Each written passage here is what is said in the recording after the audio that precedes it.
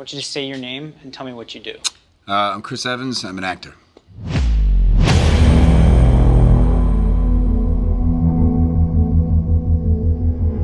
If you could give yourself advice, like look back and talk to the 12-year-old version of yourself, Yeah.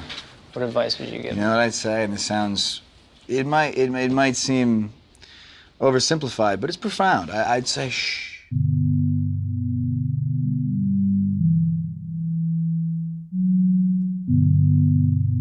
It's been a big thing for me. Shh.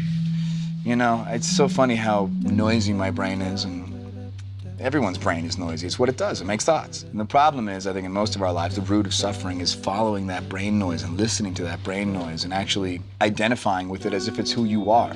That's just the noise your brain makes, you know, and more often than not, it probably doesn't have much to say that's going to help you. For Captain America, I read that you turned down the role a number of times. Can you just explain why? It was because it was a big commitment. They wanted 6 movies, and you know, normally you do movies one at a time. And if one of those movies hits and is a success, and your life noticeably changes, you know, your personal life, your anonymity, your privacy is affected, you have the opportunity to stop and regroup and go home and just, you know, make a decision from then on how you want to proceed with your life. The worry was, if this movie hits and there is a lifestyle change and I don't react well to it, I don't have the opportunity, the luxury to say, you know what, guys, I'm good. I think I'm going to go back to doing, you know, indies or maybe something else. You know, maybe in a couple of years I don't want to act anymore. I don't know. It's just 6 movies can be spread over 10 years, and you're making a decision for a decade, and it's not just a decision for you. If the lifestyle changes to a point where your anonymity is compromised, then it's really not your right to complain anymore. So if all of a sudden someone in your family ends up in a hospital and you're going in and out every day and someone's taking pictures of you and you complain, everyone's going to say, too bad, you made this bed, sleep in it.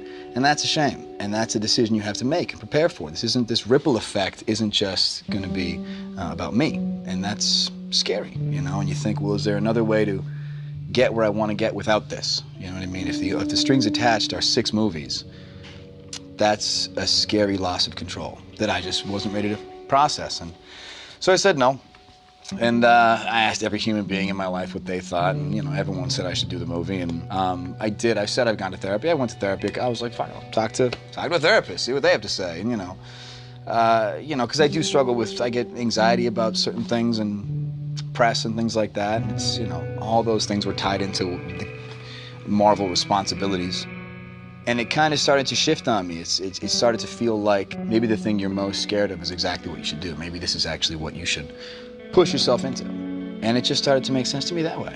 And I said, let's go for it. And, you know, it was a bumpy acclimation. It was certainly a nerve-wracking first couple weeks of shooting as to whether or not I made the right choice. But in retrospect, it certainly was. Oh, my God. Can you imagine? I'd be kicking myself. Oh, man. Oh, and my agent's got, you know, a lifetime supply of I told you so's off that one.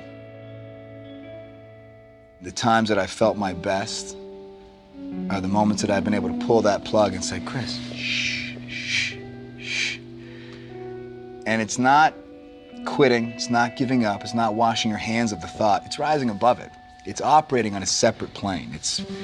You can't dissect why that works, because the reason it works doesn't speak the same language that the brain speaks. You can't try and say, well, why shush? Because the shush is, you know, it's different. It's different. And when you just shh, yeah, it just feels good. And you're like, that's better. That's better. And I think back to all the amount of time I've probably spent suffering as a result of brain noise. Hours of my life wasted.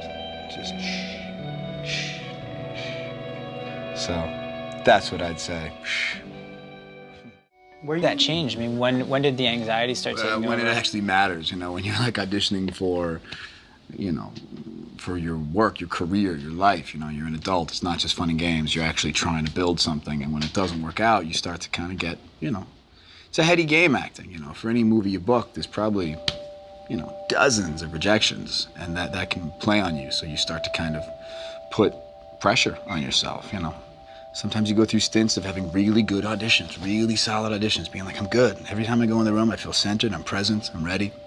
Other times you're like, man, I feel like I forget how to act. And you're on shaky ground every time you step in a room. You said that there's a search to be in the moment. Mm-hmm. Does that only apply to acting? It's everything that reality looks and feels and smells and sounds like, but you know it's not. And you're completely in control of that unfolding. And that's the time where I really feel the most present. And I think that's part of my addiction to acting, because I struggle to find that in life. It's a bit harder when there's no script and this is just happening in a chaotic form. But the hunt for the moment, you know, the hunt to be present, that's the goal. You know what I mean? Acting is like a temporary artificial substitute it's like a drug. It's great. My goal in life is to find that, you know, to be present like that in life. It's hard.